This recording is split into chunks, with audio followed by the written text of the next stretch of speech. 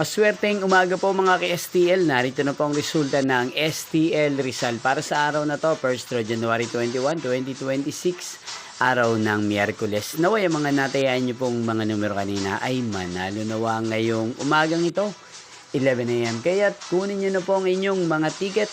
Narito na po ang resulta. Ang mga numerong nanalo sa STL Rizal ngayong umagang ito, January 21, 2026, 11 AM. First draw result, 2 at 17 in exact order.